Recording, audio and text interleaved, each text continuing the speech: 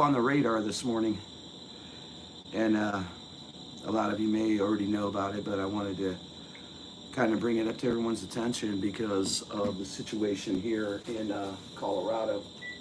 Whoa. So I wanted to bring it up to what's happening here in Colorado, as well as about 16 other states around the country. What's up, Country Boy Magic? How you doing? How you doing? Let me give you your mod orange back now that you're that you're being a decent guy. I will support you, and I think a lot of people will support you, Country Boy. I think sometimes we just have to chill out, right? We do. We definitely have to chill out. So right now, there's a report coming out that, this is really what's been on my mind because I was reading some other news articles, and there's another caravan of illegals coming to the border of the United States. They're trying to make it here before Trump takes office. Why? Because probably so they can hide out in our country and cause more havoc and chaos like they have in the past. The bad thing about all of this is I have no problem with any person coming to the United States. I have a problem with people coming here illegally and then sucking up the welfare system, which is already at a high capacity because of the food costs in the United States, as well as electrical and other things that are important to people here in the United States. It's really becoming to the point that it's really hard for people to get the things that they need. And so there's a caravan of 1,500 that are headed through Mexico right now that are headed to our southern border. They want to make it here before Inauguration Day. A lot of these illegals have been stopped at the southern border down in Mexico, but how many of them are actually coming across? It always amuses me that they talk about how many have came in under the wire, but yet they have numbers for those people. That just doesn't really make any sense. The other thing is Argara, which is a Venezuelan gang, has already set up shop in over 16 states, and this is coming in from Homeland Security. So they're vicious, they're ruthless, they're a Venezuelan prison gang. They're called the Tren de Aragua. They've expanded its territory right now, as this report's showing, into 16 states. Half of them, an area that includes half of America's population. And this is coming in from the Post. Homeland Security officials actually talked about it last week, and they were warned in an internal department intelligence memo about the TDA's growing presence across the country. And most recently, of course, the only reason they're probably really concerned is that they have moved into Washington, D.C., Virginia, Montana, and Wyoming, as well as other states such as California and Colorado, Florida, Georgia, Illinois, Louisiana, Nevada, New Jersey, New York, Texas, and Wisconsin. And this memo came into Homeland Security. The gang has actually increased its violence toward Americans. And I think that with this other caravan of people coming in from the southern border, I think the United States is getting set up for the big boom. I know that when I was down there in Denver, and I was just driving along a street there at Havana, Mississippi, that's when the Venezuelan gangs had attacked and went into an apartment complex.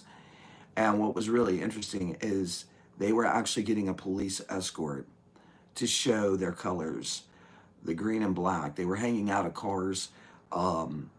At first, I was like, man, I need to get off this road because something is about to go down. So I was very concerned about that. But now, as all these reports are coming in and this other caravan's coming in through the Darien Gap, once again, I think that many of the illegals have come to to realize that if they pay the drug cartels and they pay these smugglers, they can come right up through the gap. We have a Venezuelan, and this is coming in also.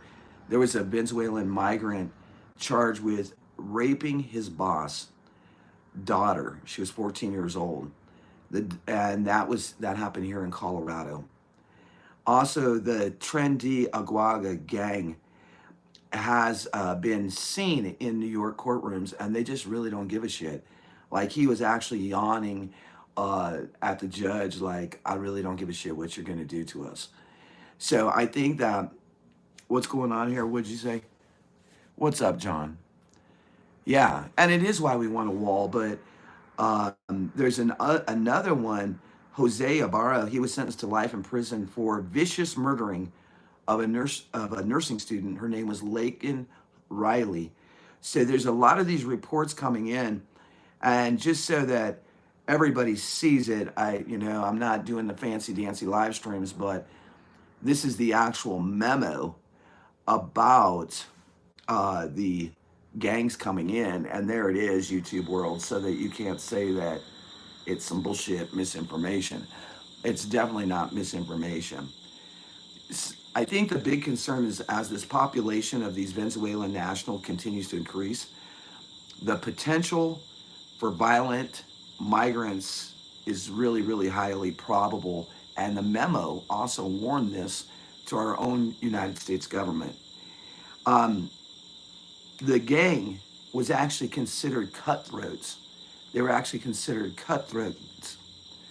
Yeah, country boy, I like to go down rabbit holes. I think that a lot of time we are spoon fed here in the United States, just mass media.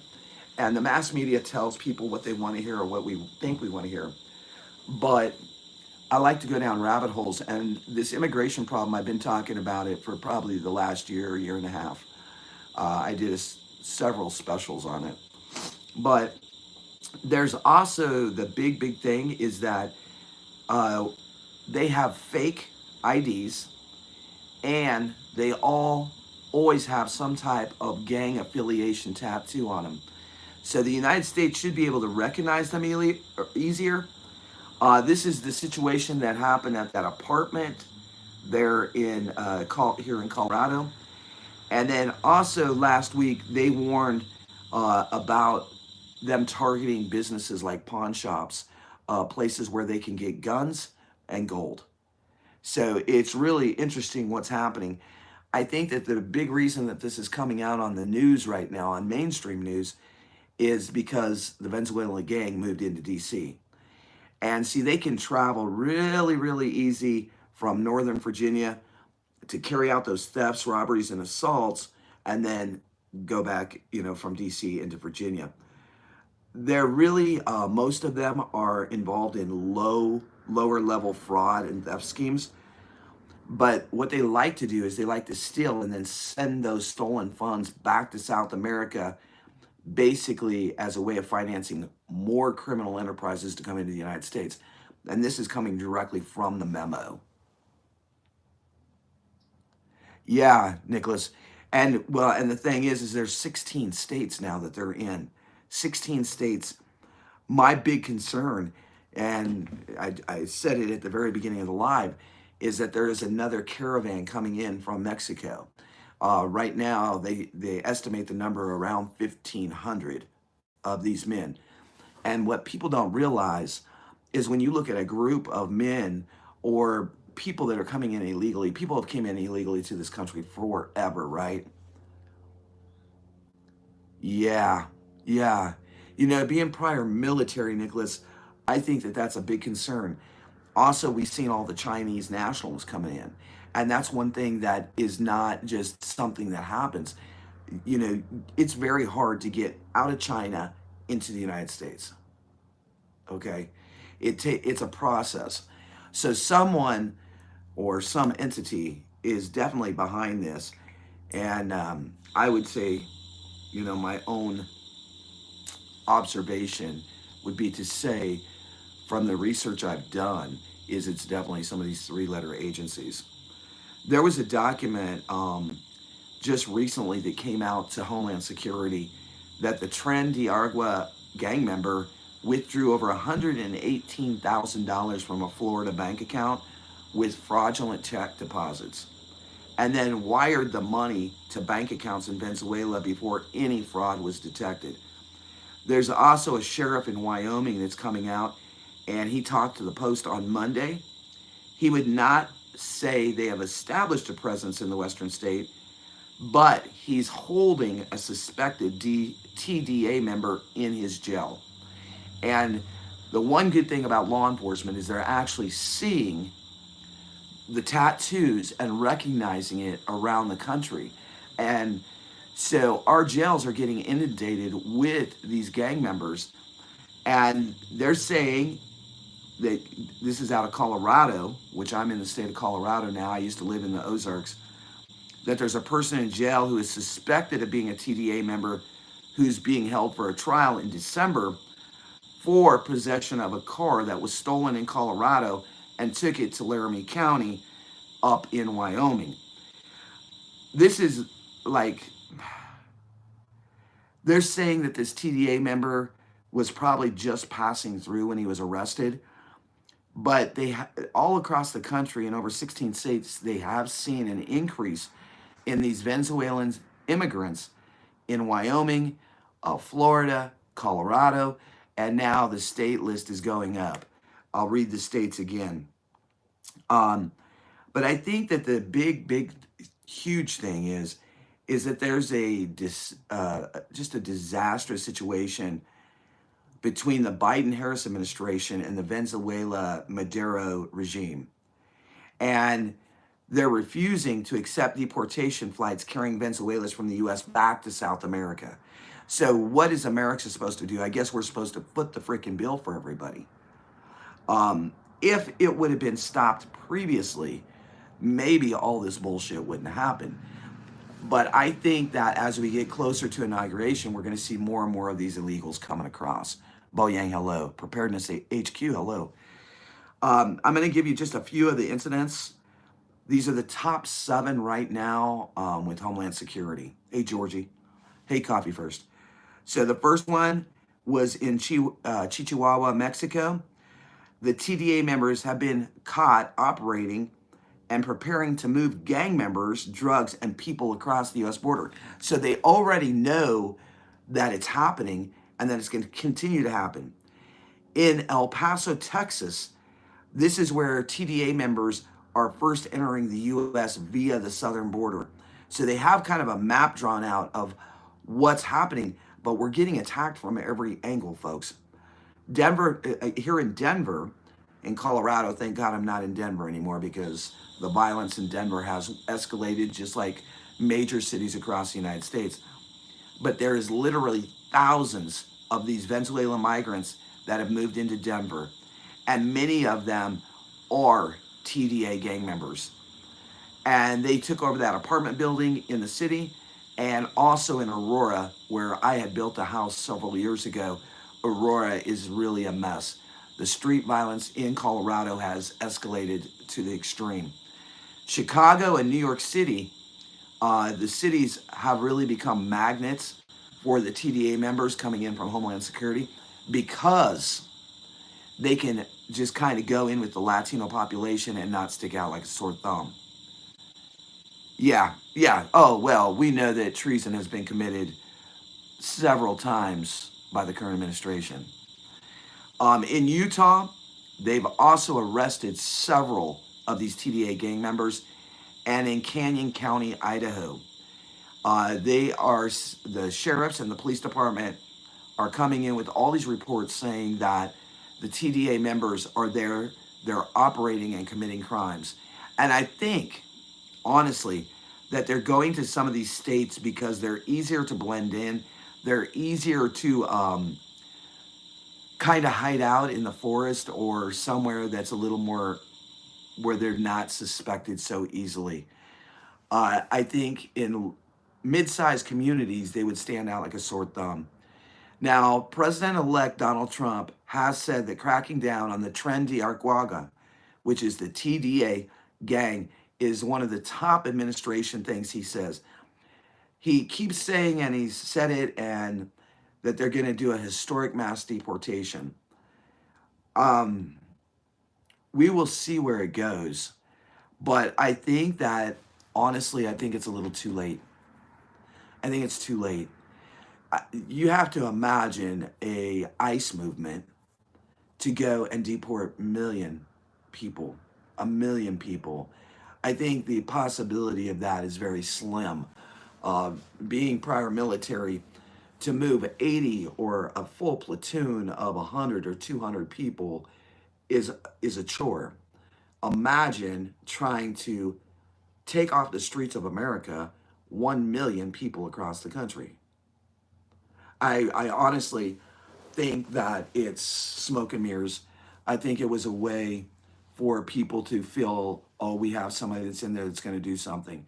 But we all know that every time when we change hands, the changing of the guard, the changing of the president, that there's a lot of false promises. And I think one of the biggest problems in the United States is we have all these lobbyists. We have people that have been in there for, you might as well say, a century. They're older than dirt. They don't recognize what the issues are in the United States, and they don't have any uh, good intentions of actually changing it. It's just to blow smoke up your ass and mine. Yeah, yeah, and it is. It's a huge freaking problem. It's a huge problem, man. When the lobbyists come in, and I know a Nebraska congressman. Okay, he went in. He was a povo. He was a poor farmer boy, and he said he had good intentions, but when he got there, man, these lobbyists would take him aside and say, "Look, if you do this, this, and this, I'll give you 50,000. If you do this, this, and this, you'll get 100,000." And after his term, he stepped down and left. He said he wants nothing to do with the federal government. He wants nothing to do political. Now he's doing grassroots movements to help wake people up and shake them up about what's really happening up there on the hill. And I think that, that guy had character, but how many don't have character? How many are there to get their wallets padded? And we see it time in and time again where these people go into a government official office, get voted in, and come out multimillionaires. Back in the day when this country was originally set up, that is not how it worked. They barely got paid shit because they really were for the people. And if you look back in history, you'll see that. Also, I think that the Republicans and the Democrats have became the two wings of the same bird. And when we see that happening time in and time again, we have to realize my younger brother, and I'm going to brag on him a minute, he was a starving college student. He got grants, and he is now doctor. Okay, he is now a doctor of psychology. But he said the best thing that we can do as Americans is to vote independent. The independent parties need to come and take over the government. Pretty soon, I believe it will be one government, which we all know that we're headed for, especially if they pass the CBDC. I think that if we don't find a political party that really represents the American people, that every single election it's going to get worse and worse. We're going to get all these smoke and screens, all this bullshit blown up our ass, and nothing's going to be resolved because all they want to do is keep the money machine going, the money machine going. I think also, that one huge thing that's happening in the United States, and I talked about this about 2 weeks ago, is the American farmers getting squashed. When we give up our Second Amendment and control of our own food, we're screwed, blued, and tattooed, as we used to say in the military. Yeah.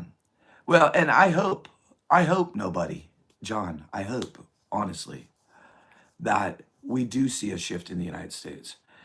But with the current administration and what they're doing in Russia and Ukraine, this could escalate us into a full blown, fully active WW3.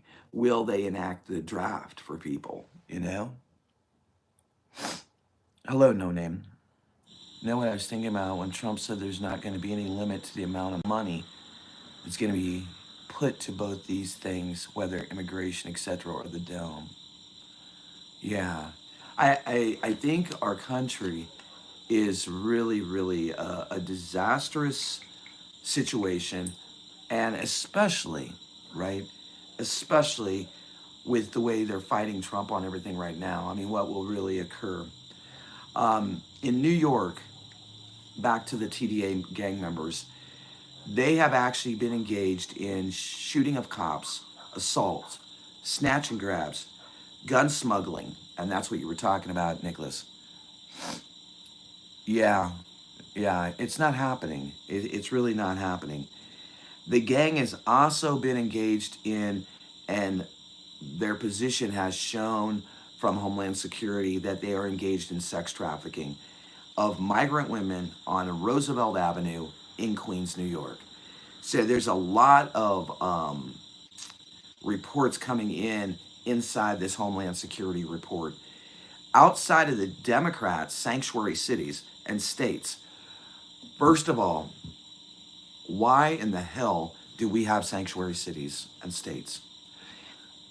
So you're telling what it does is it disables our organizations that are implemented to be able to remove these people from our society so that you and I and our nieces and our nephews and our grandkids and our wives can walk the streets safely. So we have to really think about this. Sanctuary cities, I don't know where they came up with it. There is some history stuff about it. Maybe I'll do a special on it. But sanctuary cities are bullshit in 2024. Sanctuary cities should be just taken off the plate. They should not be able to have a sanctuary city that they can run to, or a sanctuary state. Sanctuary state worries me too. The word sanctuary means safe haven, and why should they be safe from being deported back to their country when they're here illegally? Do you realize how much it probably costs per person to get them back out of this country? Between all the legalities, the red tape, the overreach of our federal government, and tying the hands of states, counties, and cities to not be able to do this in an easy process. Do I think that they belong in cages? No, I don't. Do I think every one of them is violent? No, I don't. Is the United States the melting pot of nationalities? Yes, we are. But there's a right way to come here and a wrong way. And with them coming over the border in another caravan, and the TDA organization established in 16 states in the United States, folks, that is over half of America has these gangs already there. That's what they know about. That's what they know about. What's going to happen when the sleeper cells begin to wake up and are triggered to do what they're supposed to be doing here, which is destruction and chaos? The Tennessee Bureau of Investigation Director David Rosh told Fox, the foxhole of all people, that the gang has been running human traffic rings in Nashville, Memphis, Knoxville, and Chattanooga. And the thing is about those human trafficking rings, they go from organized retail crime theft. Thank you, California. Go to California and look at all the stores and the businesses that have been shut down because of the things that are occurring. You can go into a store, the employees have no way to stop you from stealing, and it's just a new way of life. And then the employees that do try to stand up get fired and disciplined. What kind of freaking bullshit is that? And it's not only happening in Cali, it's happening all across the United States. More and more states with sanctuary cities and sanctuary states are approving this. Are you teaching your kid how to go out and steal? I mean, just saying. And then when it really boils down to the economics of things, who is paying for all that theft? Each and every one of us. And that's what people don't realize is when someone really, Camo, what's up, man? I haven't seen you in a year. No, I've seen you on another live stream. I think maybe Pete's. Nice to see you, Camo. I'm glad to see you back, man. I think that with the things that are going on in the United States, that we don't have a large window of opportunity as prepared men, women, or children to take back our country. I think that window of opportunity is shrinking very quickly. And I honestly feel from all my investigations over the last 4 years. Thank you, Copy First. I was gonna make him a mod. Camo Carl, I think it was about, I don't know, years ago when I was an asshole all the time. The camo Carl didn't like me. I'm glad to see you back, man, honestly. I think, honestly, here on YouTube, on any social media platform, all the preppers, all the homesteaders, all the truth seekers, all of us need to come together and take back our communities one by one. And if we don't, we are headed for a disaster. Can we sidestep the disaster? I don't think so. I think after a snake gets pushed back in a corner so far, that snake is going to come out and hit. And I think that that's where the United States has really been. Yeah, yeah. And I think, that's why all the treasury bonds are coming back in. I talk about the treasury bonds a lot because I watch my 401k go up and down and all around. I watch stocks. Um, I'm getting out of USA stocks and going over, and I hate to say it, but China is leading the way in tech, infrastructure, computers, transformers, electronics, you name it, China is doing it. And our manufacturing went out the door many, many years ago. And it's hard for Americans to swallow the pill that we are not number one in too many industries anymore. Our military's in shambles, our economy's in shambles, the cost of living is going up. And speaking of the cost of living, anybody that watches this today or in the future is going to be probably pretty pissed off. Cash, which takes, I think it's called cash, which is the adjustment for Social Security. They're going to give you all a whopping 2.5%. And when you think about that alone, the hyperinflation is here. Social Security has always been down here. The middle class has always just been hanging in there.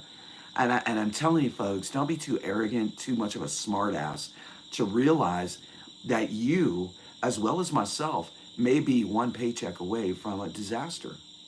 And that's the truth. I think that as Americans, we've gotten so spoiled. I'm going to go on a trip. I'm going to do this. I'm going to do that. And I'm not saying that I haven't went on trips. I'm not saying that I'm not living life. What I'm saying to each and every one of us is the most important thing we can do as a prepared person, man, woman, child, it doesn't matter, is to get out of the matrix. Get out of the matrix. Quit being a consumer and start being a saver. Our ancestors, they really had it right. And we really have fucked it up.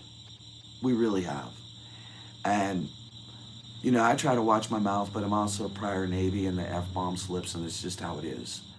I'm just telling you the truth of the matter. And the truth is this country is like a spinning tornado that's about ready to go in for the wipeout. And trust me, when it does happen, it's not a matter if it will, it's a matter of when it happens. The thing is, folks, is even with us prepping, even with us homesteading, even with us producing our own vegetables and our own animals, the whole world is going to be shaken when the United States falls.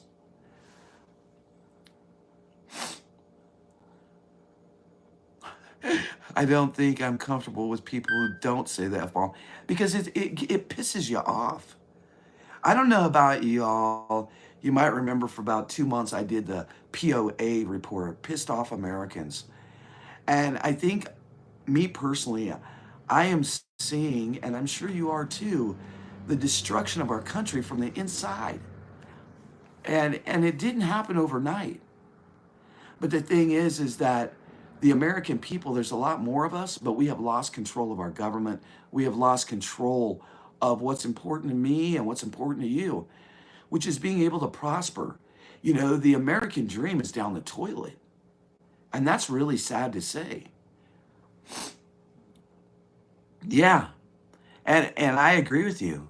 Sit on your cash. I hear you, Camo, but it's like ridiculous. Hello, Teresa. Coffee first. Nice to see everybody. Blue Butterfly. Butter my biscuit. I don't know. Maybe Blue Butterfly, you need to go up to DC and butter someone's ass. Because we are in a whirlwind of shit. And, I look at Social Security, and it's like when we have people that have worked their whole lives to get Social Security, and then it's been misused and abused, and then they only want to give you or anybody that's retired that little 2.5% increase. But yet we have inflation going like this. The housing market is going like this. It's crazy. I look at the youth of today, and it's unbelievable the things that they're going through. Living at home because they can't even afford to get their first apartment. They our country is in a disastrous mess.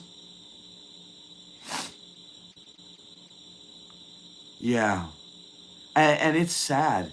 It's really freaking sad about what's happening in our cities. When you drive up and down a boulevard in the city, and all you see is homeless Americans everywhere. But yet, the border jumpers, someone tried to correct me, but I said, they gave them so much when they came across the border, and they said they didn't give them nothing. I said, you liberal retard. Yes, they did. You liberal dumbass. You know, they gave them a lot. They put them up in hotels, and I have footage of it. The people bitched about the food and left it to rot. When is the United States going to help the American people and stop helping every freaking country that's riding off the back of us? Because I'll tell you what, when the United States falls and the American dollar crumbles and the economy is in the toilet, totally, completely in the shitter, who do you think is going to come and rescue the United States? No one. Yeah, I live in Colorado now too. I'm back in Colorado after I left here. Shit. Put it this way, I built a brand new house in Sterling Hills when DIA Airport was new. So that's been quite a while, 20 years that I haven't lived in Colorado. And that's a good thing.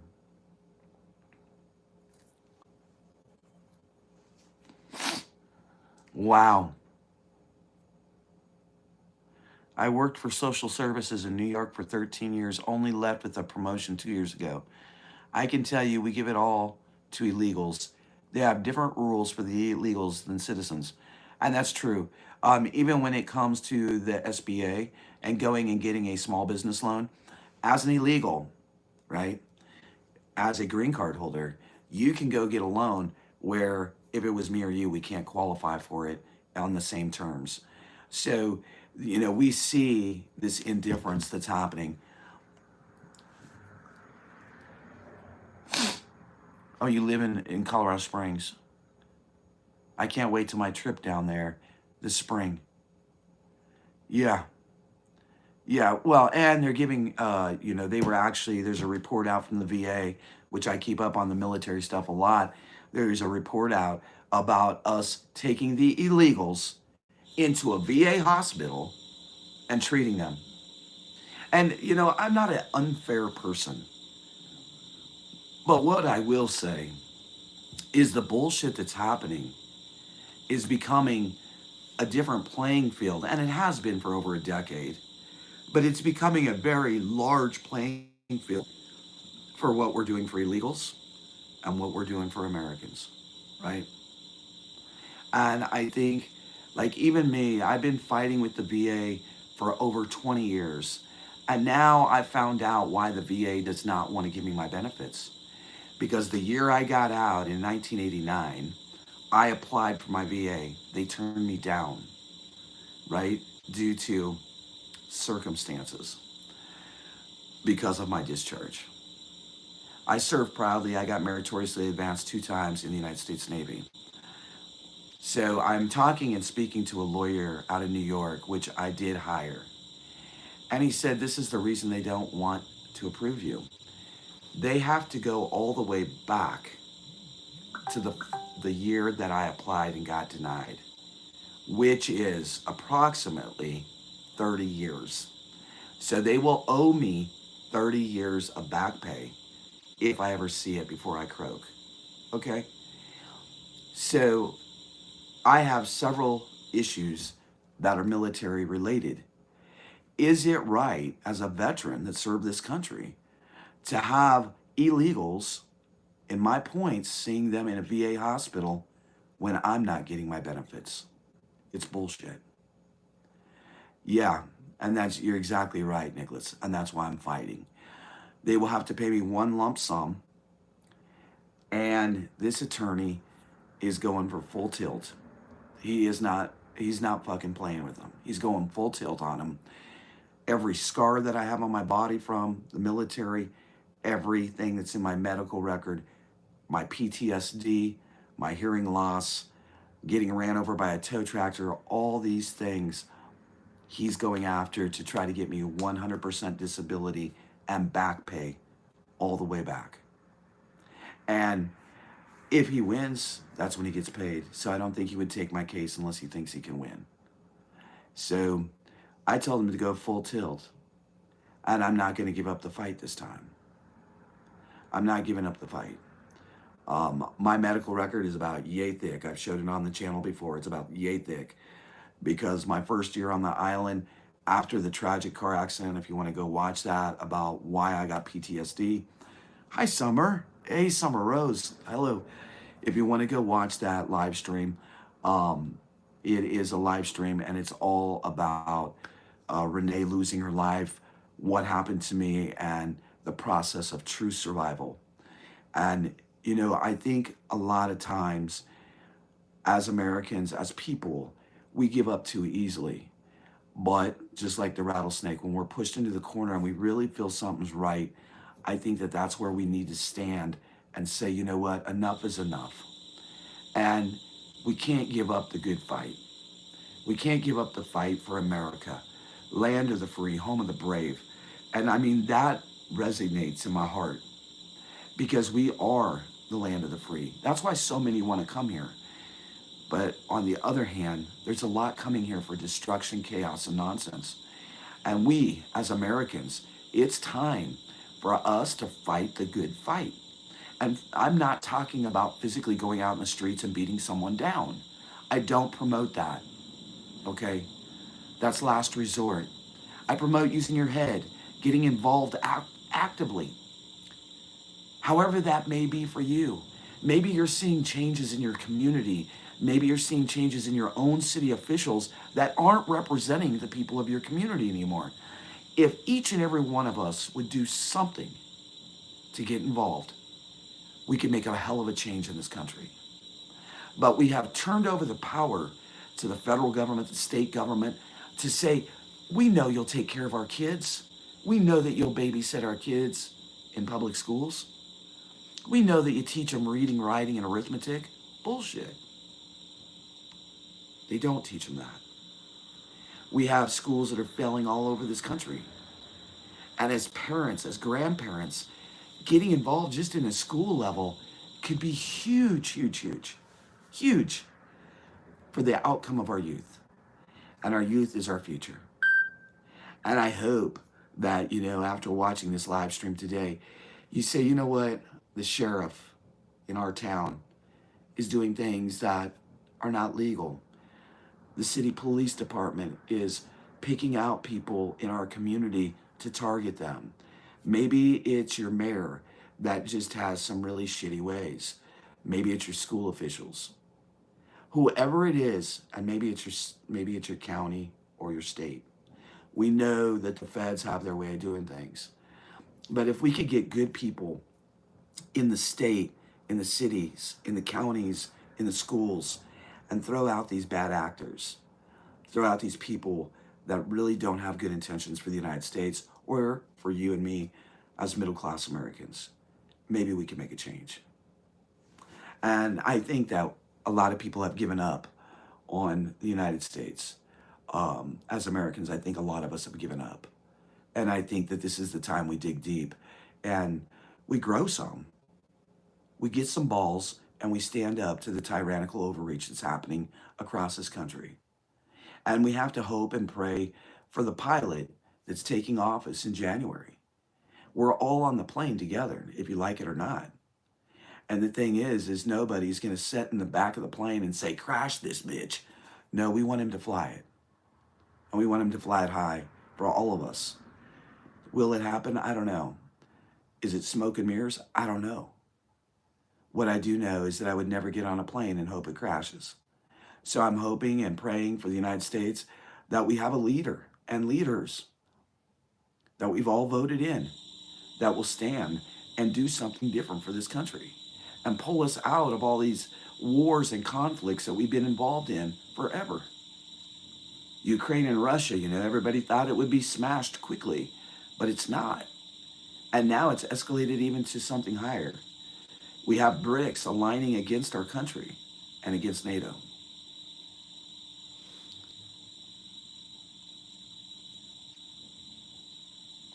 Yeah, thank you. Yeah, you're right, Nicholas. We have something happening in this country to tell the people in town where I live. I said they're going to come right after the mayor first, and then they're going to go after the sheriff. Wow. But Blue Butterfly, it was an example flying, right? Take it as this. The United States is the plane, and we're all on the plane. And we have a new captain and co-pilot coming in. And we have to hope and pray that it will fly and do something right for us. Like, honestly, thank you. Thank you, Coffee First. I mean, I know I'm good looking, but shit. Ah, yeah. Well, and I agree with you. And there's not going to be a parachute.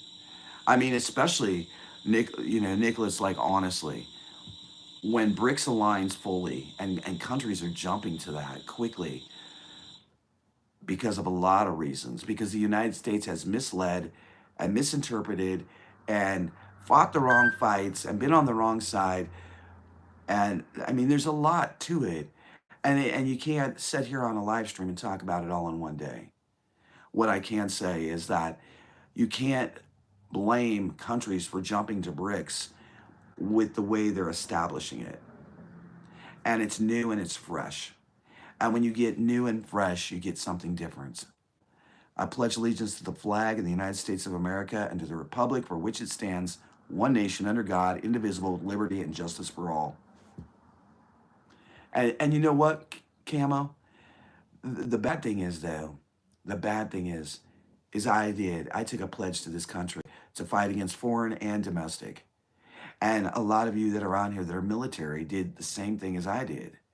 The thing is, it's going to be very hard to differentiate who's friend and who's foe. And that's a huge thing. It's a sad day in America, honestly, when people don't stand when the flag comes by or when men and women don't take off their ball cap. It's really sad. It really is a sad day because America is the land of opportunity if we would grab it and go for it.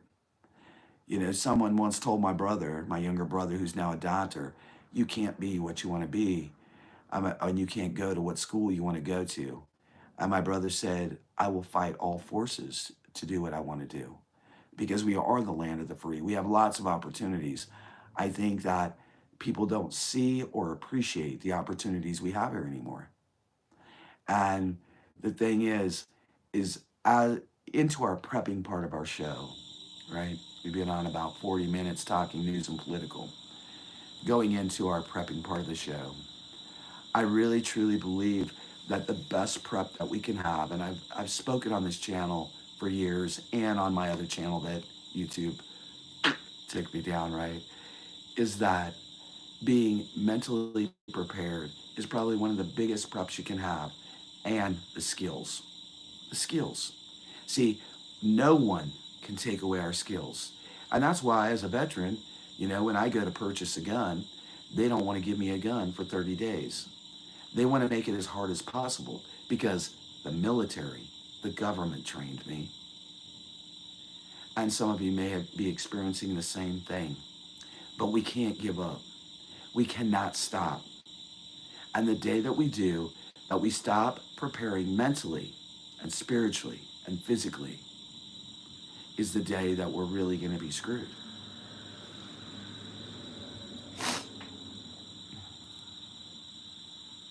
Yeah. Well, and a lot of people, Nicholas, take prepping and they just go one thing. Okay, I'm just going to talk about first aid, first aid, first aid, or I'm only going to talk about the second, or I'm only going to talk about this part of prepping.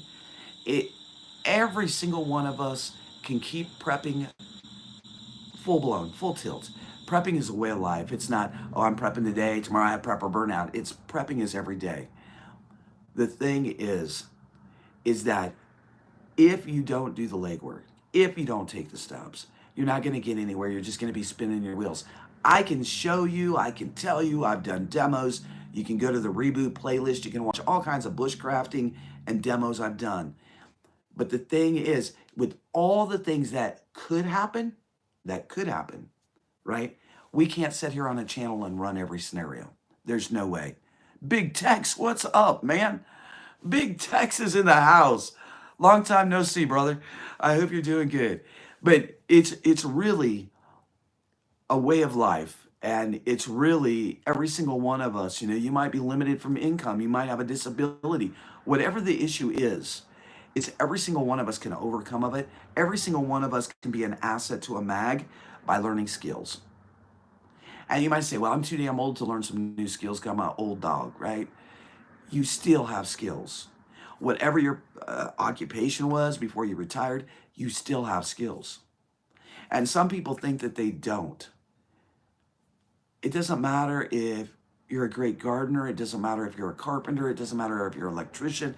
It doesn't matter if you're a plumber. It doesn't matter if you were a janitor or a garbage man. Each one of us have skills to bring to the table. And I truly believe on our prepping talk today is that it's going to take every single one of us to stand shoulder to shoulder to fight through when the United States collapses. And if you notice, I'm not saying if it collapses, it's when it collapses. The United States has been set in this spiraling motion, and it's going to happen. Will we be able to survive it? Hell yeah. Why? Because the American people are built with blood, sweat, and tears, the older generations. And the younger generations are going to need us to teach them how to forage, how to do first aid, how to do those things, because all they'd rather do is play games and play on their computer. And it's sad to say, and I'm not talking all because I never put everybody into one category. But I think that it's very, very important that each one of us stays centered and focused on the good things, on the things that matter, and that's skills. Good morning, Crystal. Yeah, it is, Crystal. It's going to happen, and we need to be ready the best we can. It doesn't mean that we're going to have all our bases covered, but being somewhat prepared is better than not being prepared at all. Being prepared is better than being scared. Being physically fit is better than just sitting on the couch and never moving. Doing those things, doing the legwork is more important than just sitting and spinning your wheels talking. You have to get actively involved. And as most of you know, I have not been on live streaming as much as I used to be. I used to be on 5, 6 days a week. Why? Because my boots are on the ground. Because I see the window of opportunity shrinking on us from all aspects and avenues. And when you get that feeling that we're getting surrounded with a Trojan horse with a 360-degree full tilt, then you better put your boots on the ground and do something.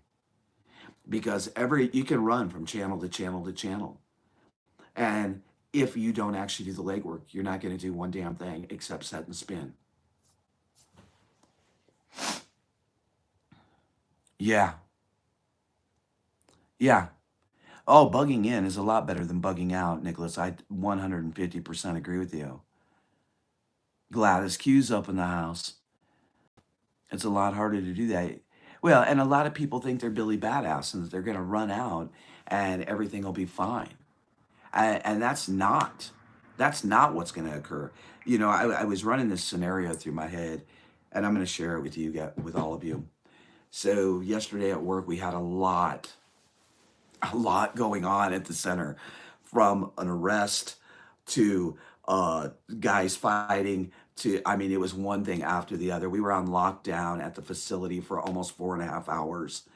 So I was thinking while we were on lockdown, it was the only peace and quiet I had because everybody was sent to their rooms, right? And their dorms, so they couldn't come out. But I was sitting there thinking about what happens when you have ML implemented in the United States. What would truly happen? What would the true scenario be? And I want to say this, if you really think about ML and you think about, a lot of people say, well, I'll do this, I'll go gray man, I'll do this or that. But when you think about ML and a military force coming in and taking over a sector of the United States, couple states, or maybe the whole country going on lockdown, which they did to us very easy in 2019. Did they say this is ML? No. Will they say it's ML? No. I believe that at any time, because it was a test run to see how people would react, is that they could call ML on all of us without us even knowing. And they did it, and they accomplished it in 2019 with a vast majority of people. Walk this way, stand this far apart, do this, do that, go here, get this. And it was very easy to scare people into doing and submitting to that.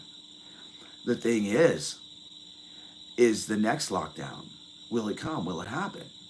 And when it does happen, will you be ready? Will you stand, or will you go with the flow of, oh, I got to do this? So if you have ML in the grand avenue of things, in the grand scenario, right? You got to imagine they closed down schools, they closed down churches. I remember the day it happened. I was in Amarillo, Texas. And this was when I still had my RV and I was still a nomad. And I was working at KOA there in Amarillo. And all this stuff came out about we're having a pandemic. And at first my heart sank because I remember the pandemic, the plague that this country went through before, many, many years ago. So I thought, well, shit, at that time I was a Big Mac eater. I love Big Macs. I said, I better go get me a freaking Big Mac because they're going to close down all businesses. They're going to all close and lock their doors. But if you step back in the scheme of things now and look, did they close down McDonald's? Did they close down Walmart? Did they close down large corporations? No. What they closed down was the middle class businesses, hairstylists, mom and pop restaurants, mom and pop grocery stores, and many, many of those did never recovered. So if you think about ML in that aspect, they really did a number around the world. Who's they? Who's they? Who is it? I think that, one thing that we have to realize is that ML is easy to implement on all of us. And some people will go with the flow without even realizing ML was called. So that's why we prep. We prep for insurance. We prep so that we can think out of the box and off the wall sometimes instead of just going with the flow.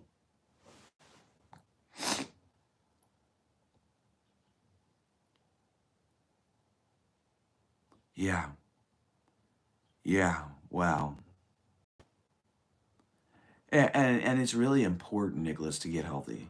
It's really important to lose that extra weight, to eat better, to raise your own vegetables, to do any of those things that you can. Yeah, exactly, big techs. And we can't. And I agree with you. That's one of the biggest things that I think all of us need to do um, when or if they do another lockdown. And I will promote that. And YouTube, you can kiss my ass. Do not comply. That was the problem before, and that's been the problem in the past, is that people comply and they go with it, and it ends up being a disastrous mess.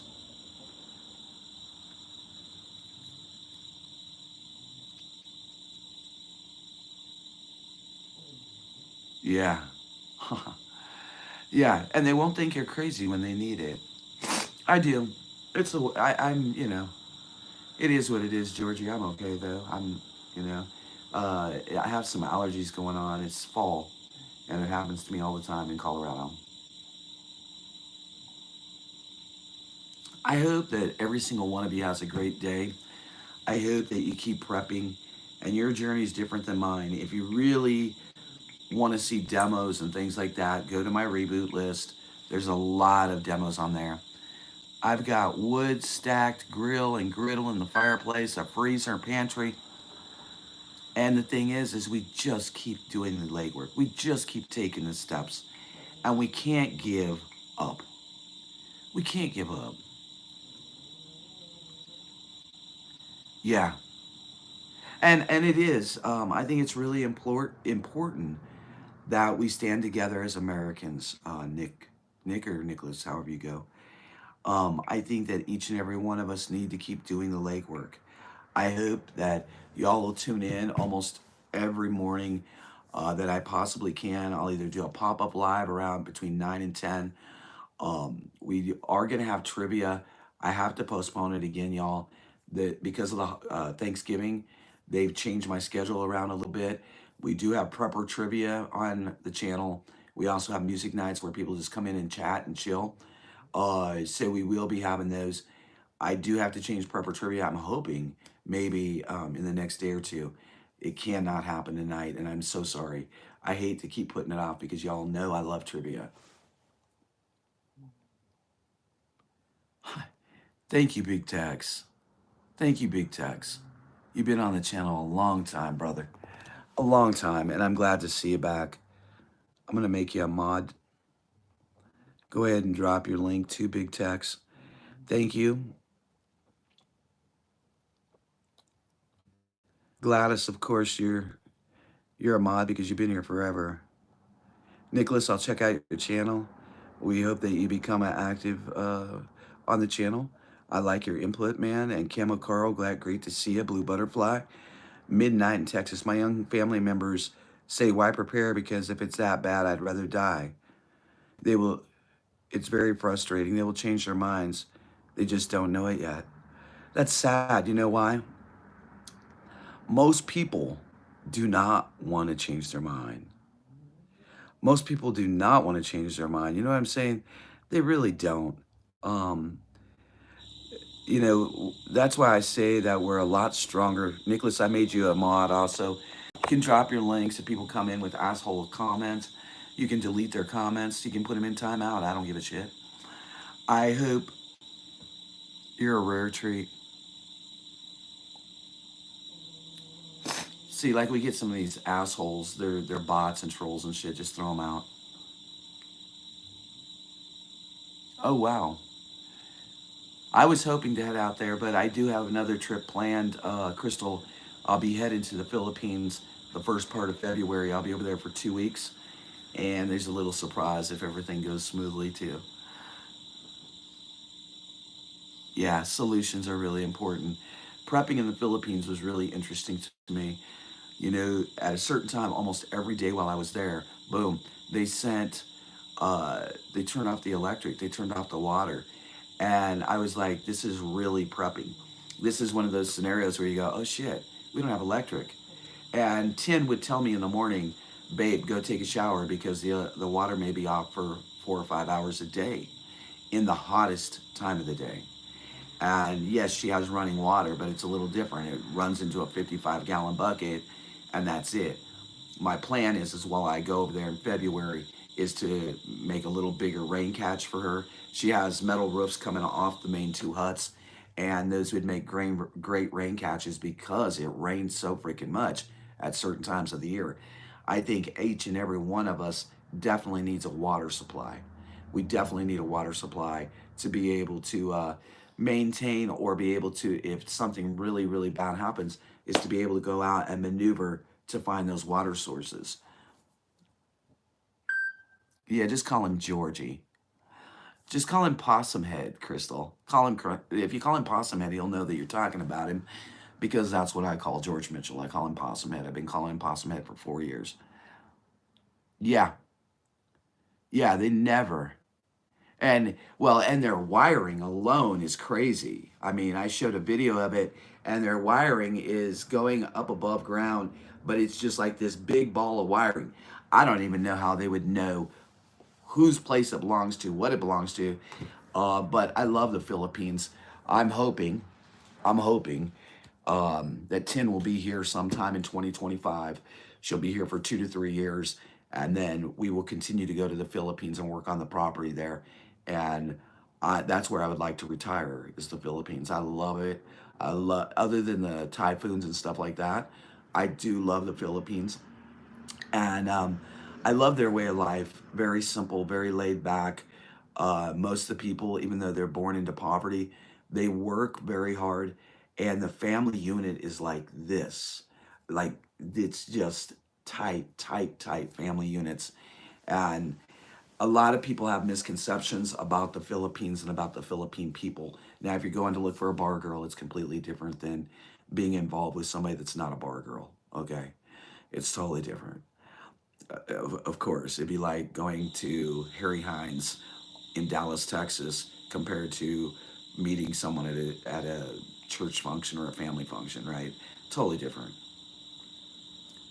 Yeah. Well, and I think the big thing, Nicholas, honestly, is why their families are so tight is because they have to depend on each other for all kinds of things, from medical to food to maybe the person doesn't have electric that day and they have health issues, so they go get that person in the family. They take them to the other family's house in a different region to make sure they're okay, be it if it's for a day, 2 days, or just an afternoon. Um, I think that they have not forgot about the nuclear of family. And the United States, we have the breakdown of family.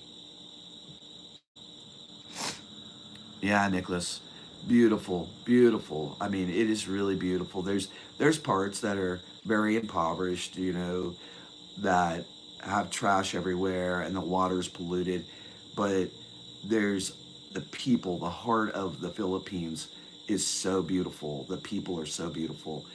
There was two elderly ladies. If you go back in some of the live streams, you can see when I was in the Philippines this last time in August, and there was two elderly ladies cleaning up trash on the beach, and it was so cool. It was, I was like, "Do y'all ladies want a drink? You want a water or something?" And they said, "Would you buy us? How about a coffee?" And I went and got them coffee, and they were so appreciative. And these are two old ladies, older ladies, 70 to 80 years old, cleaning up the beach voluntarily. The heart of the Philippine people is unbelievable, and I'm really looking forward to taking y'all in February with me for my second trip to the Philippines, and for me and Tin to see each other again. As most of you know, we got engaged in August 15th of this year, and hopefully by the end of next year you'll all hear wedding bells. Hello, Bison. Hey, what's up? I hope everybody has a fantastic day, that you keep on prepping and that you don't give up. Most of all, learn the skills. Go to the reboot list, the playlist here on the channel. You can see lots and lots of demos. Maybe it'll give you ideas. Maybe you'll learn to do something different out of your norm that you don't usually do. When I lived in the forest, I did a lot of demos. And no matter where I go, no matter if I'm here in Colorado or where I'm at, those skills that I learned for over the last 4 years studying in the Ozarks are with me always. The things I learned in the military are with me always. And that's why it's so important to learn the skills. Yeah, Big Tex, I hear you, man. Bison Bill, everybody invite and say hello to Bison. I hope you do go to the Philippines. It would be interesting to see how you get to live. Oh. Yeah. Well, and the gun thing is way different, Nicholas. It's going to be a while before I retire. But the thing is, if you go back, you can see me over there. Some interesting, interesting lives. And I think my most memorable day, I mean, of course, meeting Tin for the first time was like, but like face to face after a year. But one of my favorite days was the day I spent with brother-in-law Andonius. We went on the motorcycle and we cruised into town. We went to a salvage yard to get rebar. We went and stopped at a chicken shop. We were on the motorcycle and it was freaking fabulous. I should have filmed it, but I was enjoying my day so much that I was just like, this is what I really loved it. Cruising along the ocean on the bike, talking to him, talking to some of the guys at the scrapyard. Then we went to the hardware store. Then we went to the lumber store. So it was like really interacting and being in their community and like actually seeing day to day life. And that was really cool for me. And then the chicken shop. I bought 4 pieces of chicken and 2 waters, and I think it cost me like 100 pesos, maybe 300 pesos. It was very, very cheap there. But without a reliable source of income in the Philippines, it's very hard on the people. Very hard.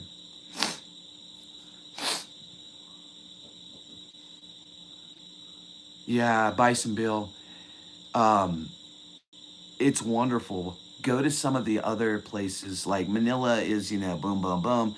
It depends what you want to do while you're there. Do your due diligence, do some research just like you would in prepping. But I'll tell you what, I have fallen in love with the Philippines. But I think first and foremost, I fell in love with a Filipina that has a heart of gold. And it's really, really enjoyable. I'm in Colorado. I'm between Loveland and Denver. And I really like it here. I'll be going up. I'm going to do some winter camp in Big Tex up in the mountains. We need to take another stroll up the Big Thompson and take a cruise on one of my days off and just go back up to Estes Park. I did a live stream from up there, but I really like it.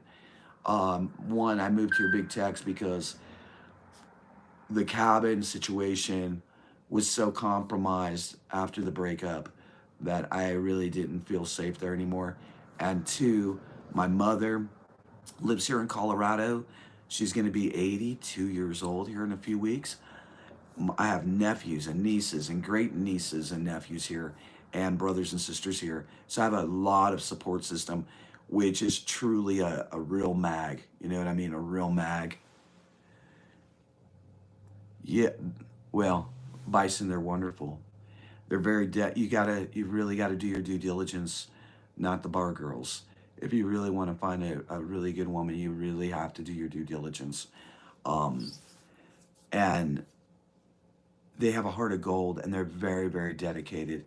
I'm going to tell you the biggest thing that Tin did that really just touched my heart when I was there, and then I'm going to get off here. So I was rebuilding her back gate. I rebuilt her back gate of the compound, which she says is my house too now, which is cool. But she had an old wire laying around, so I gathered up wire, I gathered up rocks, I gathered up 2 huge pieces of bamboo that were about as big around as softballs, and they were about 10, 12 foot long, and I reinforced her back gate. Well, while I was reinforcing the back gate, I stepped over to the side, and when I stepped over there, right,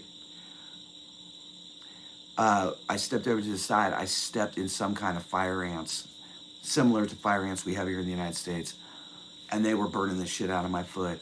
She was the most wonderful partner, wonderful woman I've ever been around. She ran in the bedroom. She's like, sit down, Kim, sit down. I sat down at the table and she comes out with oil and she kneeled at my leg and she put that oil on my leg and my heart just went boom.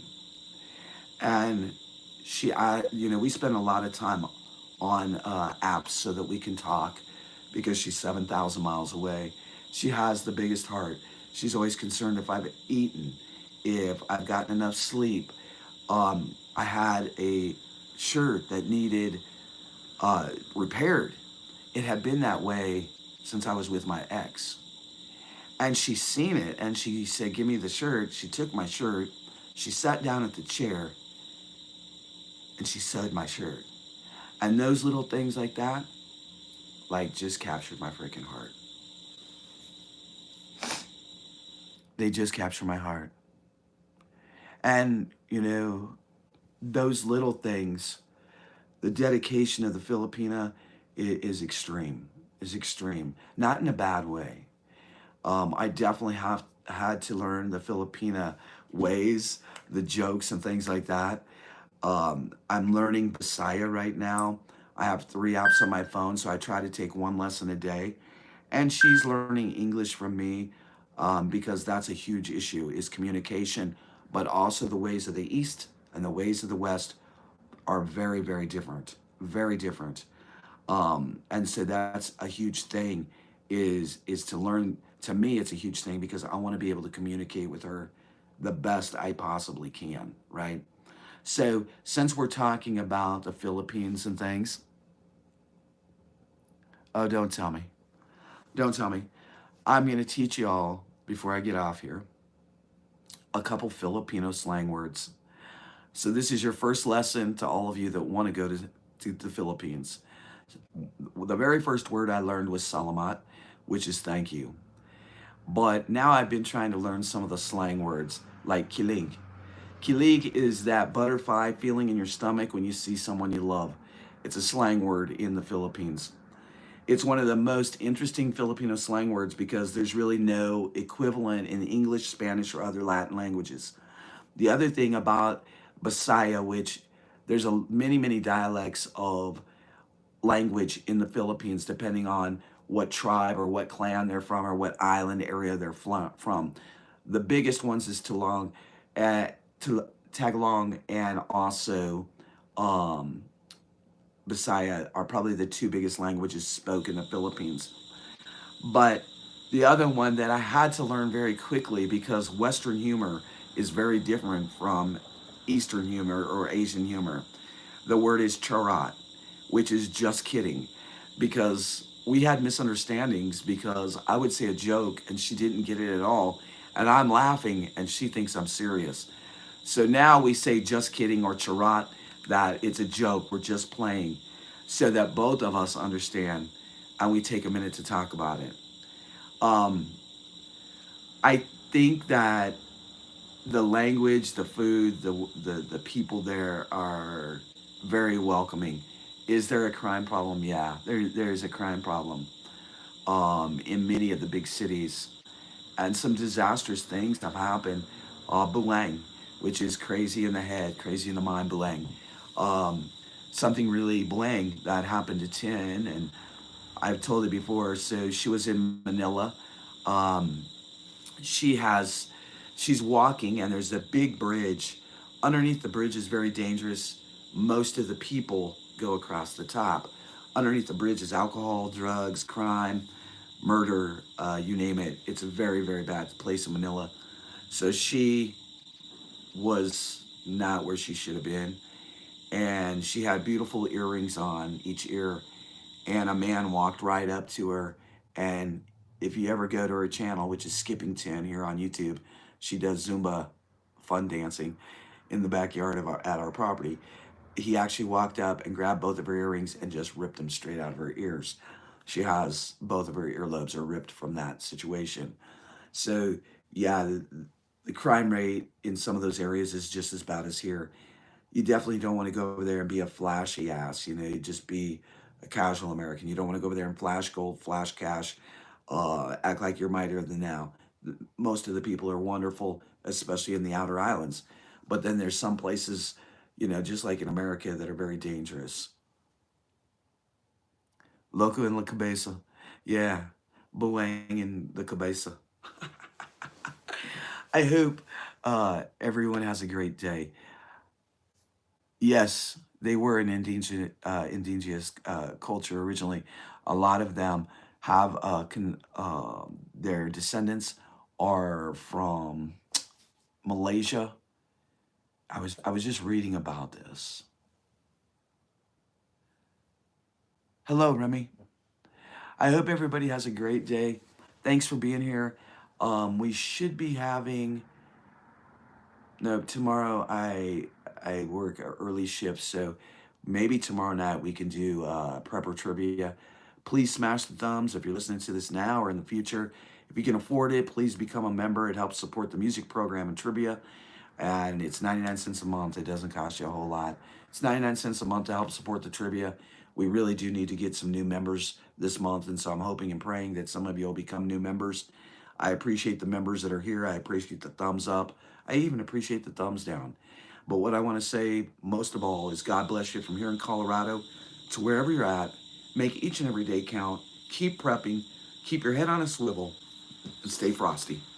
Till I see you again, everyone. God bless. Take care of each other. Love hard and forgive often. Bye.